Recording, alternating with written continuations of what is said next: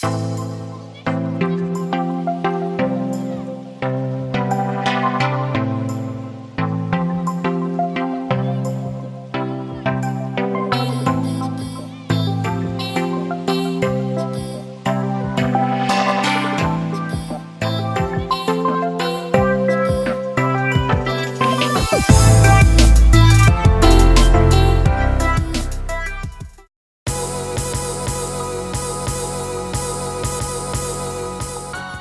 can call me Moon. Actually, my name is Moon SW, but everyone stateside just calls me by my family name. In here, they call me Murder Moon, which I know what that must sound like to you, but is actually helpful to me in here. I imagine Maddie got to telling you I'm in here on account of murder and 13 for running girls, or that's what they claimed at my arraignment anyway. I hope he also told you I'm innocent, but I wouldn't put it past him if he forgot. Forgetful motherfucker. I'm innocent. That's important to put out there because I don't got a body on my case and I don't want people thinking I do. Even if it's just an indictment, people start thinking of you different when a system puts a label on you. So, I'm innocent. You dig?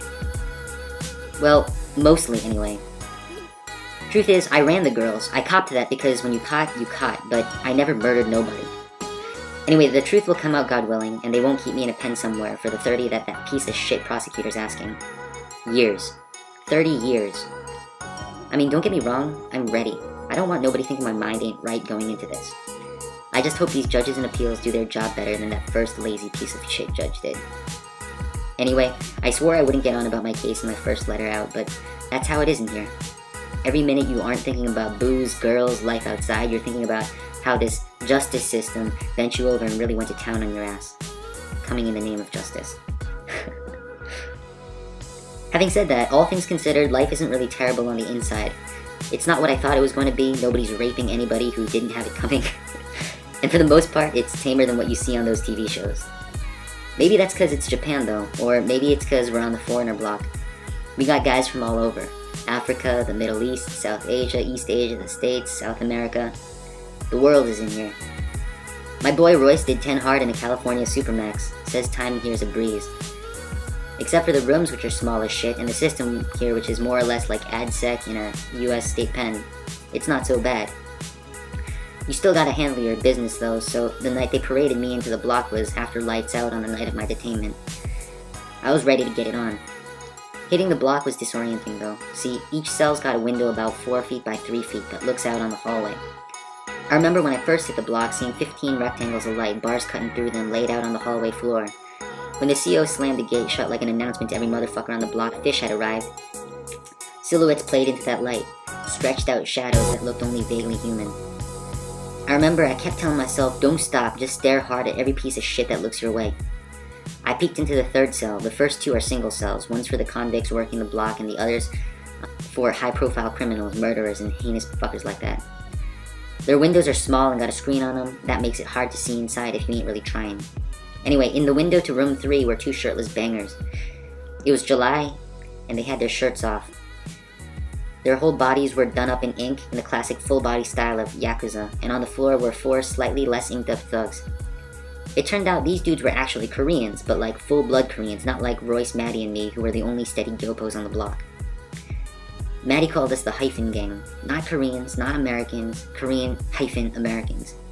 We got on with the full-on Koreans, but after Royce had me riding with him, he made it clear gyopos ride together and not with nobody else. Royce's word was law. Not just on me, but on everyone. Even them bangers and their higher-ups angled their heads down when they saw Royce in halls on the way to visitation or to church. But getting into this is a story for another day.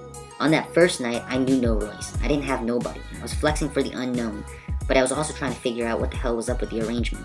Why were all these dudes just chilling on the kitchen floor? Cell after cell was the same deal. 5 or 6 guys just chilling out in that front room. My cell 8 was just 3 dudes, 2 big black motherfuckers and a skin and bones Indian looking guy. The Indian was laid up in a corner, and right away I had figured these 2 blacks were probably taking turns fucking this dude. See, stateside, everything was race, and even in here, they had all us foreigners up in Block 13, so I didn't understand why the fuck I was getting put in the black room. Bitch, I told the CO. Fuck if I'm going in this room. The CO didn't speak one word of English. The smaller black dude, no way was he small, just the other guy was a mountain of a motherfucker, also tried the CO. "Man," he said, "we just got rid of Ali and now you bring in another?" He sounded African, like from the continent. The CO just shoved me in with my kitten blankets. I dropped everything, ready to get into it with these motherfuckers. I looked around the room for something to use as a weapon. Everything was made of plastic. The kitchenware, the utensils, the hangers, the rack the hangers hung on. There was a shelf built into the wall under the opposite window that looked out on what seemed to be another block. But there didn't seem to be anything to use in it. Maybe there was some other shit in the bunk room. I looked for the bunk room, but the only other door was to a bathroom that barely fit a toilet in. That was when I realized this room was the cell. There wasn't no gen pop bunk room or someplace else to lay up. This was the whole deal. Worse, there wasn't anything I could see to use for a shank. The door slammed shut, the auto lock turned and beeped. "Sit your ass down, motherfucker," said the smaller black dude. I was thrown off by his African accent, but tried to stare him down. I said, "Sit your ass down." I thought about just sitting down because, man, this fucker had a face like a lion. It's the only way I can describe it. There was something behind his gaze that wasn't hard or airs or shit like that. It was some Africa shit. I felt like prey with him looking down on me. I figured this was it, but made my hands into fists anyway. See, all my life I never took shit from nobody. I wasn't gonna start now.